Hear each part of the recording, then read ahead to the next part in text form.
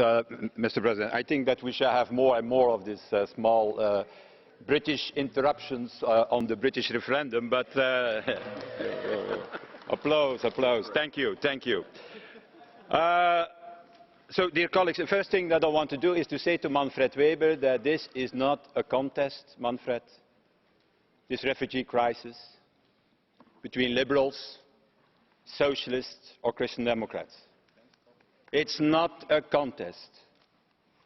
In any way, we always lose against you, because if you have in your side Orban, who is a tough guy, and Merkel, who show compassion, you always win. And you're always right. In reality, it is not a contest between us. It is a contest between those nationalists and populists who want to abuse this refugee crisis to get rid of Europe and to destroy the European Union. That's the real contest. And not between us. So let's stop to make accusations to say this government and that government. The problem is the governments in Europe. Because that is what Jean-Claude Juncker has showed in 25 minutes. And I thank him that he has done it in a very detailed way. What he has said was a long list of decisions taken on the European level and not implemented by the member states for months now. When it concerns relocation, not enough have been done. When it concerns the budget, not enough have been done. When it concerns sending civil servants for the external borders, not enough have been done. The problem is not here between political groups. The problem is that member states are still not understanding that on the European level they can only manage this problem. That is what we are facing today. And there we stand together.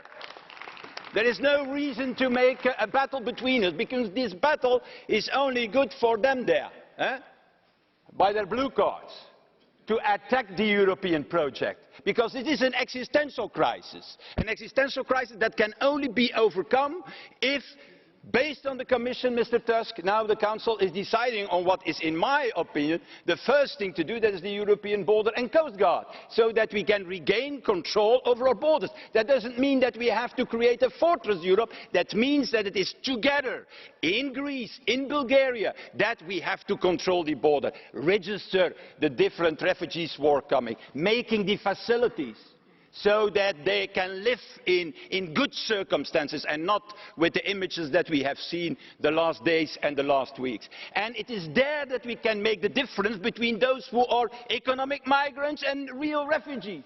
And it is there where we can organize the relocation. So if I have one plea to Mr. Tusk, then it is, let us work together, Mr. Tusk. I know it's not your fault, it is the Council, that at least in the December Council they are deciding on this European border and coast guard, because the Greek border doesn't exist, the Bulgarian border doesn't exist. The Greek border and the Bulgarian border, that's also the German border, the French border, the Dutch border, the Belgian border. It is our common border, so that means it's our common responsibility. And that is what you have to decide. Because it is there where the Balkan route can be stopped. It's not in the Balkans itself, it's on the Bulgarian border.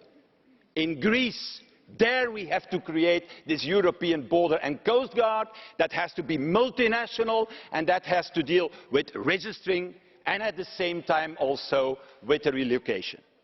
And at the second point, I think, is that in the Council, my proposal to you is, don't give them a Christmas break, to your colleagues in the Council, if they cannot decide now on this common asylum system that we definitely need, and at this common economic migration system that we desperately need, because everybody knows that many people are abusing the asylum system at the end to come into Europe. That is at stake.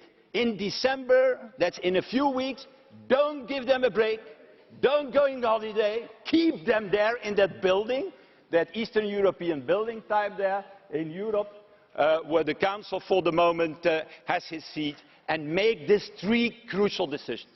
And finally, and that's my last plea to you, Mr. Tusk, and I know that you are in favour, take the decision once and forever to give a mandate to Mrs. Mogherini to start also initiatives on her level, on the level of Europe, the end the source of this crisis. Nobody talked about it. The source of this crisis is the ongoing conflict in Syria, and we have looked away for years of that conflict. It's time that the European Council gives a mandate to Mogherini to start really, in the name of Europe, to be involved. Because I find it a shame, I find it outrageous that in Vienna, you were there, Mrs. Mogherini, in Vienna a few days ago. In Vienna, there is a meeting, in Vienna, in the middle, in the center of Europe, there is a meeting about Syria, and who is on the table? The US, Russia, Saudi Arabia and Turkey. And no European around the table.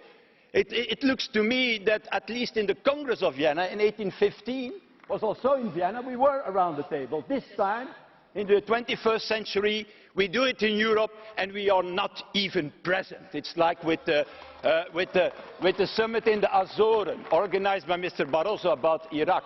There was also no European around the table. And there, in the middle of Europe, not the middle, at the outside of Europe, there was also decided on something. So this time, my plea, let's give a mandate to Mrs. Mogherini, and please, Mrs. Mogherini, use it fully, break the door open of these meetings, and be present and represent the European point of view. Thank you very much.